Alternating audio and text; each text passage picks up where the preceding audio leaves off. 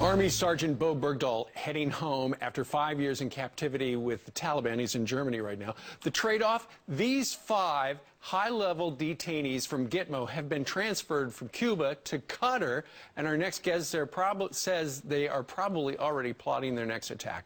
Former CIA operative Gary Bernstein joins us live this morning from Tampa. Good morning, Gary. Good morning, Steve. All right. Unlike a lot of the folks who have been speaking about these 5 guys we let go in this negotiating with terrorists scenario here, you actually know about these guys because you and your team were involved in taking them into custody. Tell us about them. Some of them. Well, you've got the Deputy Chief of Intelligence, Wasik, there, who's actually the senior living intelligence officer of the Taliban intelligence organization. The leader, Kari Ahmadullah, who was his father-in-law, was killed by an airstrike, so he's the lead guy. You've got a Deputy Minister of Interior, you've got a Chief of Staff of the Army. This group of men participated in the city of Mazar-e-Sharif. When they seized that city, they killed 6,000 Hazara tribesmen. They took these men and their sons into the street and slit their throats in front of their wives and daughters. These men are conducted a genocide. They are among the worst people on the planet. When they return, they'll be in Qatar for a year, being purportedly watched by the Qataris. They'll be at the pool for a year there. And as soon as the moment that year is over, they will go off to Quetta. They will rejoin the Quetta Shura. That's the leadership council of the Taliban. They will be rock stars within the jihadist movement internationally. So you have no doubt, Gary, that in the next year, while they're by the pool in Qatar, just sipping lemonade and whatnot, they'll be planning, and then a year from now, they'll be pulling something off. They will be back. It's not a question of if, it's when. These are the worst jihadists on the planet. These are people that brought Afghanistan back to the 7th century, conducted a genocide against the Hazara, completely stripped all women of all rights in the country.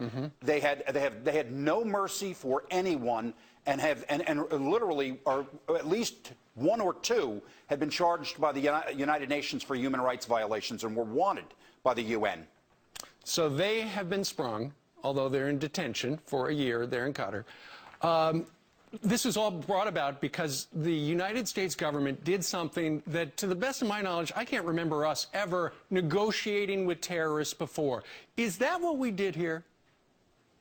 Well, you know, we have a saying, and, you know, when you're doing hostage negotiating, they say commanders never negotiate and negotiators never command. When you're in a situation when you're dealing with, like, if you had a plane load of hostages, you might send in some water to get a couple of hostages off, and that's kind of a negotiation, but you never want to provide them with a meaningful win. This was you don't want to provide them a meaningful concession. This is a meaningful concession. This is the release of 5 people among their group of leaders. And it will, as you've seen, Mullah Omar's announced that this is a victory. They will see this as a victory, and this will inspire the Taliban to continue to fight against us. Sure, and it could inspire the Taliban to kidnap a bunch of people to get KSM out. I mean, it's just a matter of time. You do this for 5. What are you going to do for KSM? Look, Bergdahl did a terrible thing when he walked off that base. And, you know, people say walking off. Well, there's no crime walking off. There's desertion. You know, and they won't charge him for that because it would be such an embarrassment to the government here. But he put his family through terrible, terrible ordeal for the last 5 years, and he no doubt suffered terribly at the hands of the Taliban. I'm sure he was abused by them, and he has suffered terribly, but the price we have paid for this is so high. Not worth it?